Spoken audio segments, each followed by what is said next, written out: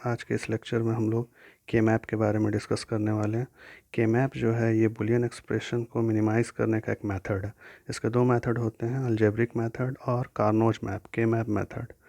तो इसका डेफिनेशन है graphical method use to minimize Boolean expression. तो इसको बनाने के लिए, के मैप तैयार करने के लिए कुछ रूल्स हैं, इसके हिसाब से हम लोगों को वो तैयार करना पड़ता है। तो ये पहला रूल्स जो है ये आगे दिया गया है, चलिए इस पर डिस्कस करते हैं। फर्स्ट रूल्स है कि function of N variable there would be a map of 2 to the power N square.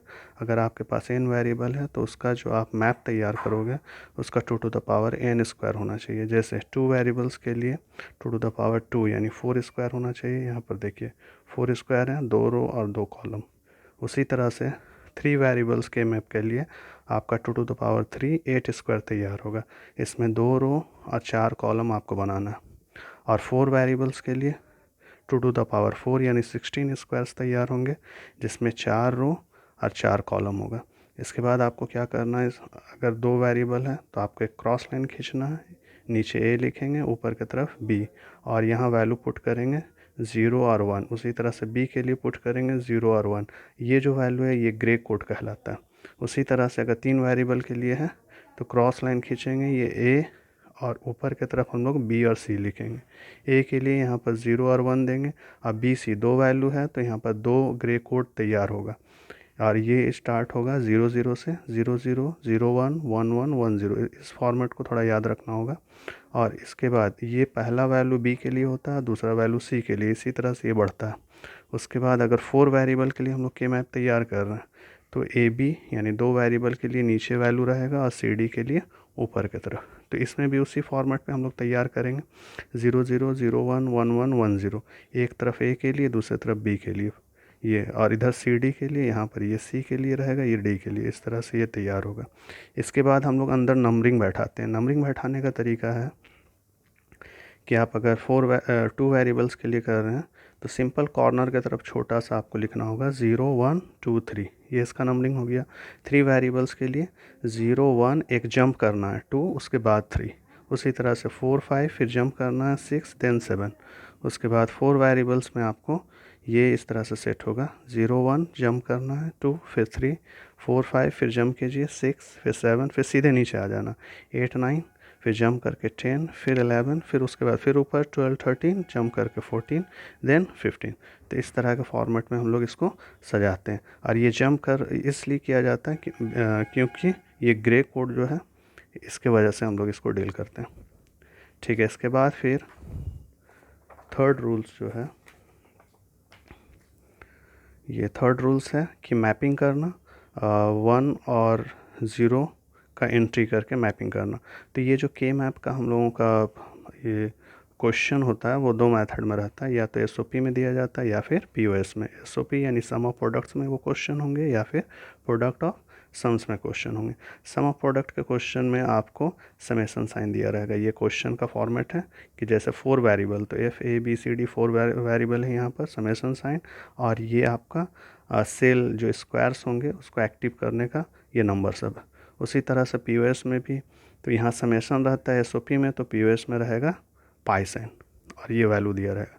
तो करना क्या, ये फॉर्मेट तैयार करने के बाद आपको ये ग्रे कोड बैठाना होगा, और ये जो नंबरिंग हम लोग किए थे वो नंबरिंग करने के बाद ये जो क्वेश्चन में दिया रहेगा एक्टिव सेल, उसमें 1 डाल के एक्टिव करना। तो पहले 0, तो 0 वाले स्क्वायर में 1 डालेंगे, फिर 3 5 6 7, तो 3 में 5 6 7 8 11 15, 8 11 15, इस तरह से सारा वैल्यू हम लोग डाल देंगे।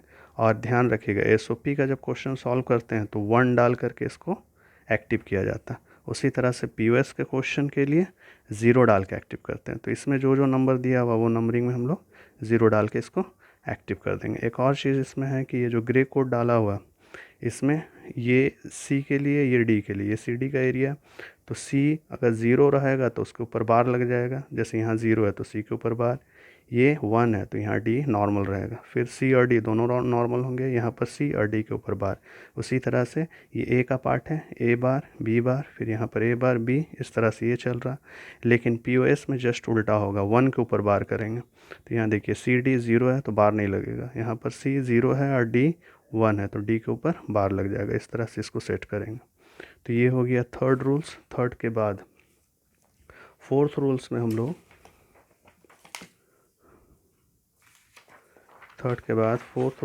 लोग इनसर्कल करना सीखते हैं। Fourth rules, encircle adjacent ones और जीरोस। जितने भी एडजेसेंट अगल बगल के 1 और 0 हैं उसको कैसे इनसर्कल करना, ग्रुपिंग करना। तो कुछ पॉइंट से ये याद रखना होगा आपको ग्रुप करने के लिए। तो ग्रुप बनाने का तरीका है कि पहले आप 8 का ग्रुप बनाओ, 8 के बाद 4 का, फिर 2 का। पहला प्रायोरिटी होगा 8, यानी आपको कोशिश करना है कि मैक्सिमम जो ग्रुप बने वो मेरा 8 का बने। जब कोई चांसेस नहीं होगा 8 का बनने का तब हम 4 का बनाएंगे, और इसका भी कोई चांसेस नहीं होगा तब हम लोग 2 और उसके बाद फिर 1। तो first priority should be given to octet, then second quad and then pair. ठीक है। और इसमें अप्लाई करना रोलिंग और ओवरलैपिंग, 2 मेथड आपको अप्लाई करना है। और कोशिश करना है कि मिनिमम ग्रुप आपको बनाएं और सारे का सारे स्क्वायर को कवर कर ले। और avoid diagonal shapes, diagonal shape को अवॉइड करना है। तो चलिए इसका थोड़ा प्रैक्टिस कर लेते हैं हम लोग। यहाँ पर ऑक्टेट यानी 8 का ग्रुप बना रहे तो सिंपल तरीका से क्या होगा, अगर ये एक्टिव सेल है एडजेसेंट यानी अगल बगल में है तो ये एक 8 का ग्रुप मेरा बन जाएगा। ये तो हो गया वर्टिकल। हॉरिजॉन्टल भी इस तरह से बन सकता था। ठीक है, ये सिंपल तरीका से।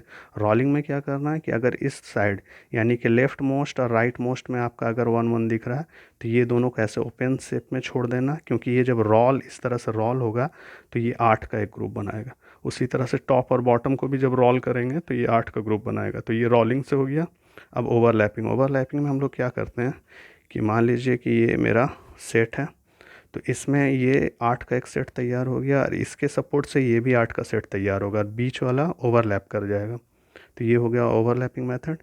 फिर क्वाड के लिए भी देख लेते हैं। क्वाड का सिंपल तरीका क्या हुआ कि आपको अगर 4 दिख रहा है तो ये 4 का एक बना दिए ग्रुप, क्वाड हो गया। इस तरह से अगर दिख रहा है तो ऐसे बना दिए, गैप नहीं होना चाहिए बीच में। तो ये हॉरिजॉन्टल था, वर्टिकल भी बन सकता था। और रोलिंग में अगर ऊपर 2 है और नीचे भी 2, जस्ट सेम पोजीशन पे, तो इसको ऐसे रोल करके हम लोग 4 का ग्रुप बना सकते हैं। उसी तरह से लेफ़्ट और राइट में है तो इसे भी रोल करके हम लोग 4 का ग्रुप बना सकते हैं। और ये चारों कॉर्नर में अगर है तो चारों कॉर्नर को इस तरह से अगर हम सामने लाएं रुमाल के जैसा तो ये चारों कॉर्नर मिल करके मेरा 4 का एक ग्रुप बनाएगा। तो ये सब रोलिंग में आता है। इसके बाद ओवरलैपिंग, मान लीजिए इस तरह का अगर आपका एक्टिव सेल है, स्क्वायर है, तो आप इसको एक बार क्वाड बना सकते हैं, फिर इस तरह से क्वाड, फिर इस तरह से क्वाड। तो ये क्या हो रहा है कि बीच का वैल्यू देखिए ये ओवरलैप कर रहा है। तो ओवरलैप 3 से 4 बार हो रहा, तो जितना चाहें उतना ओवरलैप हम लोग कर सकते हैं स्क्वायर बनाने के लिए। इसके बाद देखिए पेयर, पेयर में अगर सिंगल आपको दिख रहा है 2 तो वो पेयर बन जाएगा, चाहे वो हॉरिजॉन्टल हो या वर्टिकल हो। लेकिन ध्यान रखिएगा इस तरह से डायगोनल नहीं बनाना, ये गलत है। किसी भी चीज़ में डायगोनल बनता है तो वो रॉन्ग हो जाता है। तो इसका आपका रोलिंग, रोलिंग में भी ठीक उसी सेम पोजीशन पे इस तरफ है तो रोल होकर के ये पेयर बनेगा। ये हो गया, ये ऊपर से, ये बगल से। यहाँ पर देखिए ओवरलैपिंग, ओवरलैपिंग में बीच वाला देखिए ये 3 बार ओवरलैप कर रहा है। ये इसके सपोर्ट से बन रहा है, इसके सपोर्ट से, इसके सपोर्ट से, इसके सपोर्ट से, तो ये ओवरलैप कर रहा है। तो ये सब तरीका हो गया आपको इन सर्कल करने का। कुछ हम लोग इन सर्कल का प्रैक्टिस कर लेते हैं। यहाँ पर देखिए ये मेरा फॉर्मेट बना हुआ है। इसमें पहला चीज़ बताए थे कि सबसे पहले कोशिश करना है कि ऑक्टेट आपका बनेगा कि नहीं, 8 का ग्रुप। तो यहाँ 8 का बनने का चांसेस है नहीं है। अगर यहाँ और यहाँ रहता तो 8 का बन जाता। तो 8 के बाद फिर क्या करना है, 4 का ग्रुप। तो 4 का ग्रुप ये स्ट्रेट फॉरवर्ड दिख रहा है, यहाँ से यहाँ ये 4 का बन जाएगा। फिर ये जो है इसके सपोर्ट से 4 का ग्रुप बनेगा ओवरलैपिंग से। तो ये कवर हो गया। अब मेरा बच रहा है ये दोनों। तो ये दोनों को अब क्या करना है, अब तो ये क्वाड में नहीं आएगा तो इसको पेयर में बना देना। ठीक है, तो ये मेरा कंप्लीट हो गया। जब कवर हो जाएगा सारा एक्टिव सेल तो उसके बाद काम छोड़ देना। फिर यहाँ पर देखिए, यहाँ पर अब इसमें हम लोगों को सबसे पहले तो ऑक्टेट बनाना। तो अगर यहाँ 1 होता तो ये रोलिंग से ऑक्टेट बन जाता, लेकिन 1 नहीं है तो हम ऑक्टेट अगर नहीं बनेगा तो उसके बाद क्या करना है, क्वाड। तो क्वाड साफ तौर पे दिख रहा है कि ये मेरा एक क्वाड बन रहा है, ये मेरा क्वाड बन रहा है।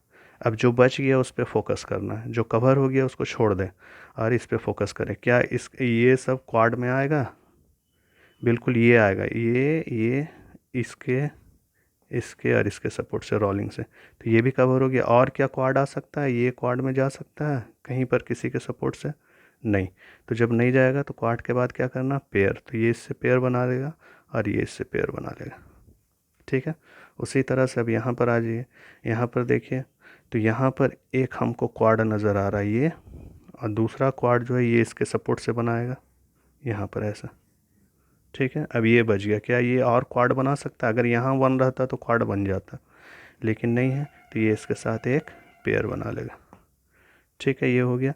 यहाँ पर देख लेते हैं, पीओएस में अगर हो तो ज़ीरो डाला हुआ, तो यहाँ पर ये एक सेट मेरा क्वाड बन रहा है, एक सेट ये क्वाड बन रहा है।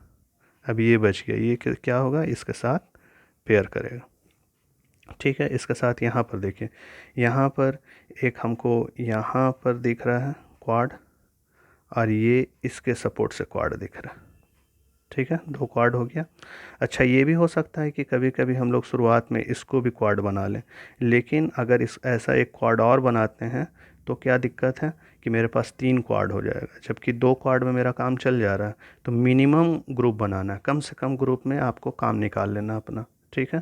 तो इसलिए जब 2 क्वाड में काम चल जा रहा है तो तीसरा क्वाड का ज़रूरत नहीं है।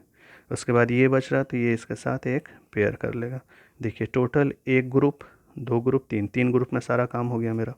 उसके बाद यहाँ पर क्या हो रहा, एक ऑक्टेट बन रहा, 8 का ग्रुप, और ये क्वाड बनाएगा नहीं, इसके साथ ये ऑक्टेट फिर बनेगा इस तरह से रोलिंग मेथड्स। तो 2 ऑक्टेट में मेरा काम चल गया, ठीक है।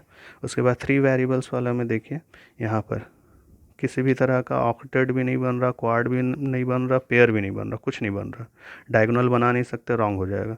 तो ये सब सिंगल हो जाएगा मेरा, सिंगल सिंगल, ये भी सिंगल, ये भी सिंगल। यहाँ पर आइए, यहाँ पर ये एक पेयर दिख रहा, ये इसके साथ पेयर बन सकता है, लेकिन फिर ये बच जाएगा, ये बच जाएगा तो फिर ऐसे पेयर बनेगा, तो एक एक्स्ट्रा हो जाएगा, इसलिए ऐसे पेयर बना देना। अब क्या हुआ, 2 ही ग्रुप में सारा कवर हो गया, एक ग्रुप ये और एक ग्रुप ये, तो 2 ग्रुप में काम ख़त्म। अदरवाइज़ अगर इससे जोड़ देते हैं तो 3 ग्रुप बनाना पड़ता, तो हम लोग को मिनिमम ग्रुप बनाना। उसके बाद यहाँ पर देखिए, इसमें क्या हो रहा कि एक क्वाड तो नहीं बनेगा, एक पेयर दिख रहा है हमको, और ये इसके साथ एक पेयर दिख रहा, ठीक है। और ये सिंगल बच जा रहा, ये किसी के साथ नहीं बना पा रहा, तो ये सिंगल रह जाएगा। यहाँ एक क्वाड बन जा रहा, बस एक ही क्वाड में सारा काम ख़त्म। तो ये कुछ प्रैक्टिस था कि कंप्लीट सॉल्यूशन देख लेते हैं। यहाँ पर देखिए, ये के मैप का क्वेश्चन है, एक एसओपी या दूसरा पीओएस। एसओपी क्वेश्चन में पहले भी बता चुके हैं कि यहाँ पर समेसन साइन रहेगा, और ये सब आपका एक्टिव सेल का नंबर रहेगा। तो यहाँ सबसे पहले एक हम लोग मैप तैयार कर लेंगे। मैप तैयार करने के बाद जितने भी नंबर दिए हुए हैं वो सब स्क्वायर को एक्टिव कर लेंगे। जैसे यहाँ था 0 3 5 6 7 11 12 15, तो 0 3 5 6 7 11 12 15, ये सारे सेल को एक्टिव कर लिए। एक्टिव करने के बाद यहाँ पर जो सेल आप एक्टिव किए हैं उसमें आपको सारा टर्म्स लिख देना है। जैसे सपोज़ ये जो एक्टिव सेल था, यहाँ पर ए बी सी डी का वैल्यू क्या हो रहा है, तो A B C D coordinate के हिसाब से देखिए, यहाँ पर इस जगह पे ए का वैल्यू ए बार होगा, बी का वैल्यू बी बार, उसी तरह से सी ऊपर से आ रहा है सी बार, और डी आ रहा है डी बार, ठीक है। हम लोगों को पता है कि 0 में बार लगाना है और 1 में नॉर्मल रखना है। उसी तरह से ये वाला सेल जो मेरा एक्टिव है, यहाँ पर देख लीजिए, यहाँ पर वैल्यू क्या होने वाला है, तो यहाँ देखिए, ये ए बार, बी बार, ऊपर से सी, और फिर डी। उसी तरह से यहाँ पर ए बार, बी, ऊपर से सी बार, और फिर डी। तो बाकी का हम यहाँ पर एडजस्ट कर चुके हैं, सब लिख चुके हैं। तो अब ये करने के बाद हम लोग ग्रुपिंग बनाते हैं। तो ये देखिए, एक सबसे पहले तो हम लोग डिस्कस किए कि ऑक्टेट को प्रायोरिटी देना है। यहाँ पर ऑक्टेट बनने का चांसेस नहीं है, तो क्वाड यहाँ से यहाँ, ये मेरा एक क्वाड तैयार हो रहा है, यहाँ से लेके यहाँ तक ये एक क्वाड मेरा बन रहा है, ठीक है। क्वाड के बाद और क्वाड बनने का चांसेस है, कोई चांस नहीं है। तो ये इसके सपोर्ट से एक पेयर बना लेगा, ये इसके सपोर्ट से एक पेयर बना लेगा, ठीक है। और ये किसी तरह का पेयर वगैरह कुछ, अगर ये 1 यहाँ रहता तो पेयर बन जाता, लेकिन यहाँ पर तो ये सिंगल रहेगा और ये भी यहाँ पर सिंगल रहेगा, ठीक है। तो ये आपको इंसर्कल कर लेना है। इंसर्कल हो जाने के बाद हम लोग नेक्स्ट फिर इसको रेड्यूस करेंगे। तो रेड्यूस कैसे करना है, तो आप पहले लिख लो क्वाड 1 सबसे बड़ा वैल्यू जो क्वाड है वो। तो क्वाड 1 में यानी कि ये वाला सेट M3 7 11 15 3 7 11 15, तो ये सारा वैल्यू है। तो इसको स्मॉल m से हम लोग इंडिकेट करते हैं, मीन टर्म से ये। तो ये इस तरह से लिख लेना है। इसको रिड्यूस करने पे यानी कॉमन टर्म्स क्या मिला, तो सबसे पहले a को देखिए, ये चारों में a बार a कॉमन नहीं है, कैंसिल हो गया। बी बार बी, ये भी कैंसिल हो गया। सी सी सी सी, ये चारों में सी कॉमन हो गया। उसी तरह से डी भी चारों में कॉमन हो गया मेरा। तो यहाँ से निकला सी और डी। तो यहाँ पर आंसर में हम लिखेंगे रेड्यूसेस टू सी डी। ठीक है। उसी तरह से पेयर वन किसको किसको ले रहे हैं, 5 और 7, 5 और 7। तो यहाँ से क्या निकलेगा मेरा, कॉमन क्या है, ए बार, तो ए बार लिख दिए। बी भी कॉमन है, ठीक है। इसके बाद सी बार सी कैंसिल हो जाएगा। डी भी कॉमन है, तो डी। तो यहाँ से मेरा पेयर 1 से ये निकला। उसी तरह से पेयर 2 से निकालना है, ये दोनों से ए बार कॉमन है, बी है कॉमन, सी कॉमन है, डी कैंसिल हो जाएगा। डी इधर है, इधर डी बार है, तो डी कैंसिल हो जाएगा। तो यहाँ से निकला ए बार, बी और सी। फिर M0 यानी ये सिंगल है, तो सिंगल के लिए ये सारा चीज़ कॉमन हो जाएगा, ए bar B bar C bar D बार। तो यहाँ हो जाएगा ए bar B bar C bar D बार। उसी तरह से M12 इसके लिए कॉमन ये चारों हो जाएगा, A B C bar D bar, A B C bar D bar. अब ये सब को हम लोग फाइनल आंसर लिखेंगे कि SOP is equal to C D plus A bar B D plus A bar B C plus A bar B bar C bar D bar plus A B C bar D bar. ये हो गया मेरा final answer. SOP sum of products, तो ये सारे products थे, ये सारे प्रोडक्ट्स का क्या हो गया, सम हो गया, इसीलिए इसको कहते हैं सम ऑफ प्रोडक्ट्स। उसी तरह से POS का क्वेश्चन ये 3 वेरिएबल्स का है। तो 3 वेरिएबल्स के लिए बता चुके हैं कि टोटल नंबर ऑफ स्क्वायर कितने होंगे, 8। तो ये सब सेट तैयार है मेरा। और ये जो एक्टिव सेल है मेरा 0 2 4 5 6, तो 0 2 4 5 6 ये सब में हमको क्या डाल देना है, ये पाई में है, पाई का मतलब हो गया POS। तो यहाँ पर जब हम लोग इसको एक्टिव करेंगे तो 0 डाल के एक्टिव करेंगे, 1 डाल के नहीं। SOP में 1 डाल के एक्टिव करना है, POS में 0 डाल के। ये यहाँ पर इस तरह से चेंज होगा, ठीक है। 0 डाल के एक्टिव कर दिए। अब क्या करना, ग्रुप। तो ग्रुप में देखिए ऑक्टेट तो बनेगा नहीं, क्वाड बनेगा, हाँ रोलिंग से बन जाएगा, ये ऐसे और ये ऐसे। तो एक क्वाड मेरा इधर बन गया। अब ये बच रहा है, इसको क्या करना है, इसको पेयर कर देंगे, ठीक है। तो 2 चीज़ सेट हो गया मेरा। अब इसका फाइनल आंसर लिखना है। तो क्वाड वन ये मेरा क्वाड 1 हो गया। कौन कौन सा, M0 2 4 6, यहाँ पर कैपिटल M लिखना है POS के लिए, और SOP के लिए आपको स्मॉल m। ये मीन टर्म्स कहलाता है, ये मैक्स टर्म्स कहलाता है, ठीक है। तो यहाँ पर इसको रिड्यूस करने पे क्या आएगा मेरा, तो कॉमन क्या है, ए देख लीजिए, ए बार कैंसिल, बी बार कैंसिल, सी चारों में सी है, तो यहाँ से मेरा निकला सी। उसी तरह से पेयर 4 5, ये दोनों पेयर से क्या निकला, ए बार निकला।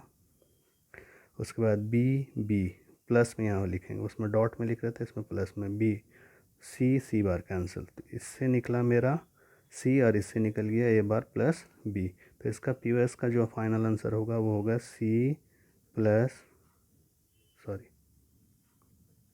POS is equal to C dot A bar plus B, ठीक है। तो ये हो गया प्रोडक्ट ऑफ सम। तो जितने भी प्रोडक्ट सम मेरा निकल रहा है वो सारे सम को हम क्या कर देंगे, मल्टीप्लाई में। तो ये सारे सम का प्रोडक्ट हो जाता है, और ये क्या होता है, सारे प्रोडक्ट का सम। तो सारे प्रोडक्ट का सम हो गया, और यहाँ पर सम का प्रोडक्ट कर देना। तो ये मेरा फाइनल आंसर हो जाएगा। चलिए, उम्मीद है कि आप लोग इसे समझे होंगे। और कुछ क्वेश्चन का सेट है, ये आप स्क्रीनशॉट ले सकते हैं, ये सारा क्वेश्चन। और ये क्वेश्चन आप लोग ट्राई करोगे, यहाँ पर एक सॉल्यूशन यहाँ पर भी है बनाया हुआ। तो इस क्वेश्चन को आप ट्राई करोगे, बनाने का कोशिश करोगे, थैंक यू।